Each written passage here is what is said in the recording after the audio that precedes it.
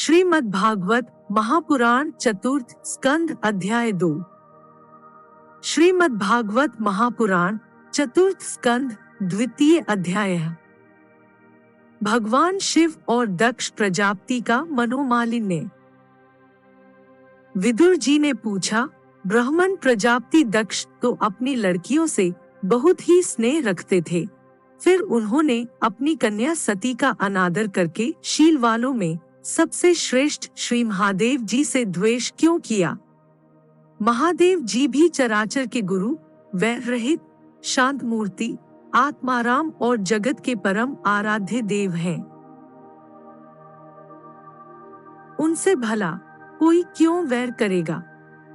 भगवान उन ससुर और दामाद में इतना विद्वेष कैसे हो गया, जिसके कारण सती ने अपने दुस्तेज प्राणों तक की बलि दे दी?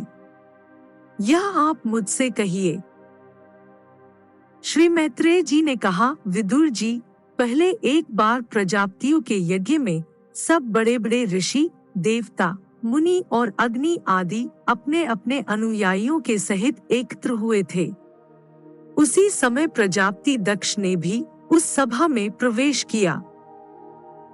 वे अपने तेज से सूर्य के समान प्रकाशमान थे और उस विशाल सभा भवन का अंधकार दूर किए देते थे। उन्हें आया देख ब्रह्मा जी और महादेव जी के अतिरिक्त अग्नि पर्यंत सभी सभासद उनके तेज से प्रभावित होकर अपने अपने आसनों से उठकर खड़े हो गए। इस प्रकार समस्त सभासदों से भली भांति सम्मान प्राप्त करके तेजस्वी दक्ष जगत पिता ब्रह्मा जी को प्रणाम कर उनकी आज्ञा से अपने आसन पर बैठ गए। परंतु महादेव जी को पहले से बैठा देख तथा उनसे अभ्युत्थानादि के रूप में कुछ भी आदर न पाकर दक्ष उनका यह व्यवहार सहन न कर सके। उन्होंने उनकी ओर टेढ़ी नजर से इस प्रकार देखा मानो उन्हें वे क्रोधाग्नि से जला डालेंगे। फिर कहने लगे, देवता और अग्नियों के सहित समस्त ब्रह्मर्षिगण मेरी बात सुने। मैं नासमझी या द्वेषवश नहीं कहता, बल्कि शिष्टाचार की बात कहता हूँ। यह निर्लज्ज महादेव समस्त लोकपालों की पवित्र कीर्ति को धूल में मिला रहा है। देखिए, इस घमंडी ने सत्पुरुषों के आचरण को लांछित एवं मटियामेट कर दिया है।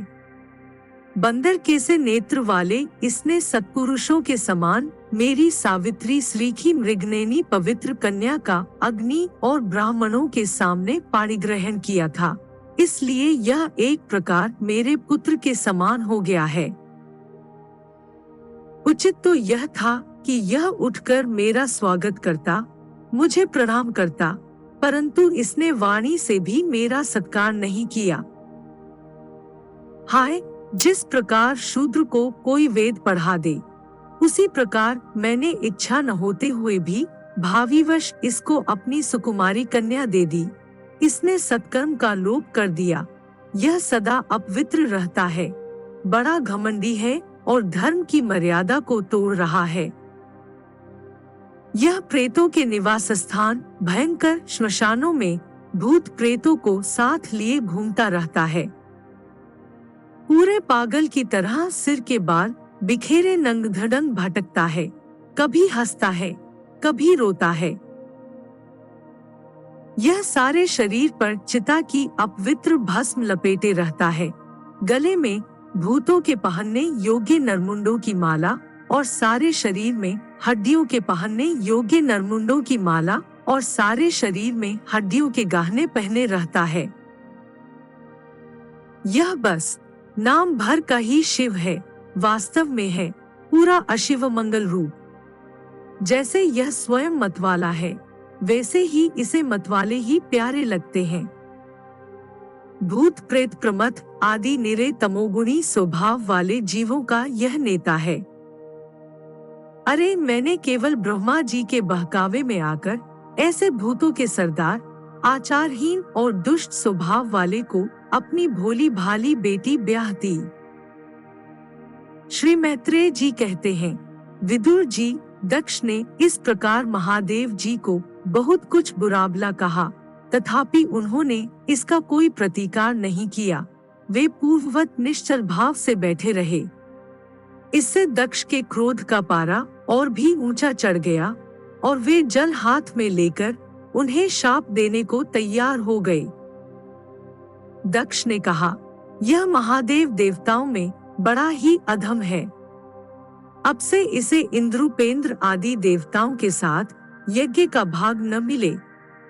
उपस्थित मुख्य सभासदों ने उन्हें बहुत मना किया, परंतु उन्होंने किसी की न सुनी, महादेव जी को शाप दे ही दिया। फिर वे अत्यंत क्रोधित हो उस सभा से निकलकर अपने घर चले गए। जब श्री शंकर जी के अनुयायियों में अग्रगण्य नंदीश्वर को मालूम हुआ कि दक्ष ने शाप दिया है, तो वे क्रोध से तमतमा उठे और उन्होंने दक्ष तथा उन ब्राह्मणों को जिन्होंने दक्ष के दुर्वचनों का अनुमोदन किया था, बड़ा भयंकर शाप दिया।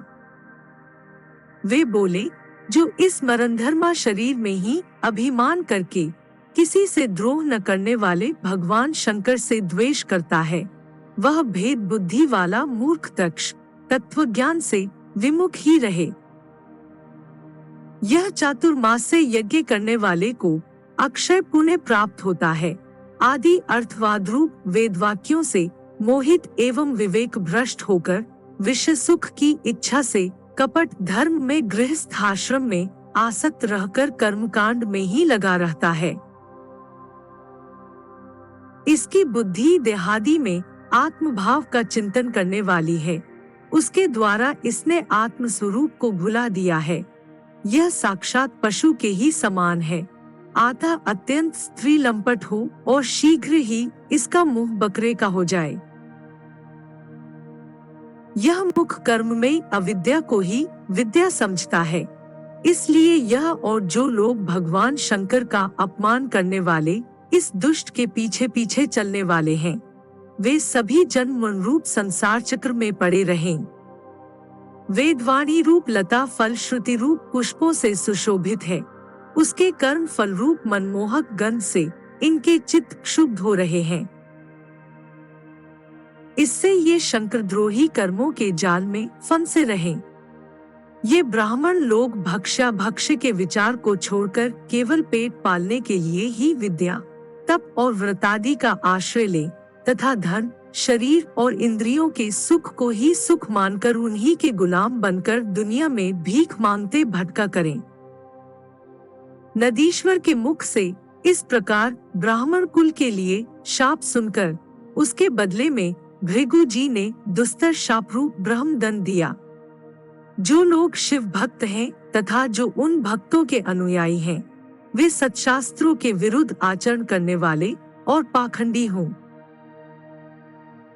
जो लोग शौचाचार विहीन, मंद बुद्धि तथा जटा, राख और हड्डियों को धारण करने वाले हैं, वे ही शैव संप्रदाय में दीक्षित हों, जिसमें सुरा और आसव ही देवताओं के समान आदरणीय हैं। अरे तुम लोग जो धर्म मर्यादा के संस्थापक एवं वर्णाश्रमियों के रक्षक वेद और ब्राह्मणों की निंदा करते हो, इससे मालूम होता है तुमने पाखंड का आश्रय ले रखा है। यह वेद मार्ग ही लोगों के लिए कल्याणकारी और सनातन मार्ग है। पूर्व पुरुष इसी पर चलते आए हैं और इसके मूल साक्षात श्री विष्णु भगवान हैं। तुम लोग सत्पुरुषों के परम पवित्र और सनातन मार्ग स्वरूप वेद की निंदा करते हो, इसलिए उस पाखंड मार्ग में जाओ जिसमें भूतों के सरदार तुम्हारे इष्टदेव निवास करते हैं। श्री मैत्रेय जी कहते हैं, विदुर जी, भृगु ऋषि के इस प्रकार शाप देने पर भगवान शंकर कुछ खिन्न से हो वहां से अपने अनुयायियों सहित चल दिए। वहां प्रजापति लोग जो यज्ञ कर रहे थे, उसमें पुरुषोत्तम श्रीहरि ही उपास्य देव थे और वह यज्ञ 1000 वर्ष में समाप्त होने वाला था। उसे समाप्त कर उन प्रजापतियों ने श्री गंगा यमुना के संगम में यज्ञांत स्नान किया और फिर प्रसन्न मन अपने अपने स्थानों को चले गए।